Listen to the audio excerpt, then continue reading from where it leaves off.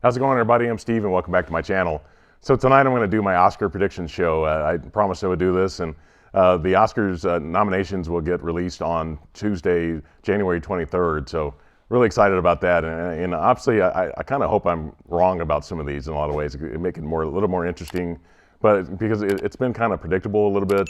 If you watch the Golden Globes, you've had a lot of predictions there that were really obvious, and then the Critics' Choice came out this past weekend, and on Saturday night, or was it Sunday night, and that one kind of had some different choices there that I thought were kind of interesting. But so I'm not going to name all these. I'm just some of the big ones.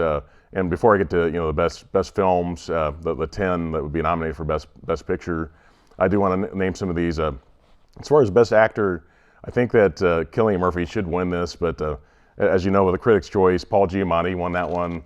And I'm a huge fan of Paul Giamatti. I'd be thrilled if he wins, because I always talk about this. The movie I really like Paul Giamatti in was American Splendor. This is a movie a lot of people haven't seen. It's kind of an indie film in some ways. I don't think it's ever had a Blu-ray release, and I've been suggesting to Criterion for a number of years that they release this, and I'd be thrilled if that were to happen, because he's so great in this movie. But as far as best actress, I think it's going to be Emma Stone. I think I heard today that Lily Gladstone wasn't even nominated for the BAFTA, so which is really surprising. And the way they've had it now, the Golden Globes, they had like two different categories, and Emma Stone was like was a comedy musical kind of thing, and she won for that, and Lily Gladstone won for the other, and then Emma Stone won for the Critics' Choice, and I think her performance is better than Gladstone's was, but still, I thought Lily Gladstone was really great in that. She's kind of coming out of nowhere and winning some awards and getting some recognition. So I thought she was great in Killers of a Flower Moon. But as far as best supporting actor, I think it's Robert Downey Jr. I think that's a no-brainer. I think he should win. He's been nominated twice for the Oscar, and he lost both times. And I'd love to see him win this time. I think he deserves it for Oppenheimer. As far as best supporting actress, I think it's going to be Da'Vine Joy Randolph. I thought she was great in that. It's kind of interesting. Hopefully she does get nominated for best supporting actress, because it's kind of hard to argue that she wasn't best lead actress in that movie, because they don't really have a supporting actress so much, except the one character that Paul Giamatti liked a lot in the movie. You could say she could be the best supporting actress, but as long as Da'Vine gets a supporting actress nomination, I think she'll win. But if she goes into the same category with Emma Stone, I think she's done.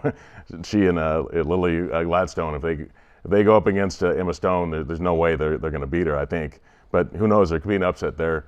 As far as best director, I think it's going to be Christopher Nolan for Oppenheimer. So we got those categories there. But as far as my 10, I do have two that I have to mention here, because last night I picked up Netflix just at least for a temporary time period, and I watched this movie and one other I'm going to mention. The movie I watched was May December. I thought it was a good movie. I don't know if it's good enough to win Best Picture, but there's actually two on my top 10 here that I've never seen, so it's quite possible May December could win. Another one possible as a movie I didn't love. The movie is called Saltburn. Some people like this movie. It's a very polarizing kind of movie. Was it Barry Keoghan, I think, or Cogan? I thought he was good in the role, and Rosamund Pike was really great in that movie. I thought she was outstanding. I've always liked her.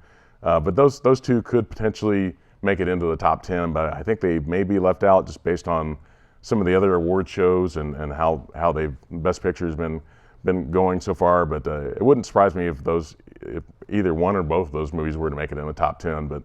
So I'm going to give 10 and for Best Picture, and this is not really necessarily in exact order as far as ranking, but I'm going to have a number just so you can kind of keep track of them. And the bottom two are two that I've never seen before, so that's why I say that it's possible that Saltburn and May December may make it in there. But so at number 10, I have the Zone of Interest. It seems to be getting nominated everywhere. I got to check it out. I don't know if it might be a foreign film. So at number 9, I have Anatomy of a Fall. Another one I've heard so many great things about, and I think it might be a French movie possibly. But so those two movies I'm definitely have to check out before the Oscars happen, if they get nominated for Best Picture. If they, I may watch them regardless, but if they get Best Picture nominations, I'm gonna check out both of those movies. But so the next movie, at number 8, is one that I actually did watch on Netflix last night before I watched May December. And these two movies are really the main reasons why I picked up that streaming service, at least for the time being.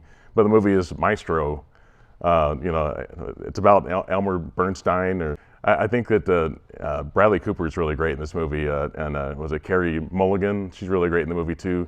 And I knew nothing about Elmer Bernstein before this. It's like I knew nothing about his backstory. I just knew he was a composer, and also he was a conductor as well. And I think he died in 1990, but I knew nothing about him. You can see the big prosthetic that he wears in the movie. That I really kind of forgot that was Bradley Cooper in this movie, and so I thought he did a great job. The story, I think, that if you watch the last hour of the movie, it's really kind of sad and heartbreaking in a lot of ways. But yeah, so Maestro, I definitely recommend people check it out. You kind of have to have a little bit of an open mind about the movie, about the subject matter. But I thought, like I said, just watch it for Bradley Cooper at least, and Carey Mulligan as well. But so at number 7 is one I actually watched last Saturday, and in the theater, and I thought it was really great. It's American Fiction. This movie, outstanding there. I thought, Jeffrey Wright, I thought he was fantastic in that movie. He carried the movie overall. And the story was interesting. Kind of what the story is about is kind of strange. How they have like one topic, and then the rest of the story is really about him and his family. And I thought that story about the family was much more interesting than the book that he writes in the movie. But so American Fiction, I got number 7. At number 6, I actually bought this one at Best Buy this past Sunday. As you know, Best Buy is getting rid of all their physical media. It's just very sad to me. But the movie is Past Lives. This one, I thought it's kind of stuck with me since I watched it. I'd say the movie is starring Greta Lee. If you've watched a lot of the award shows, she's got nominated for a lot of things. But this movie was, like I said, total blind buy. I'd say this movie may not be for everyone necessarily. It's like 70% of it is in Korean, and like 30% is in English, and most of it takes place in New York. But I love the story. Like I said, it stuck with me since I watched the movie blind, as a blind buy, and then watched it with commentary, watched all the special features, and it's kind of keeps growing on me in a lot of ways. And the story is kind of sad in some ways, even though it's not sad in a big way, but just the story of how she met this man as a boy when she was a kid, and just kind of the backstory there. But yeah, I'd really recommend people check out Past Lives. At number 5, I have Barbie.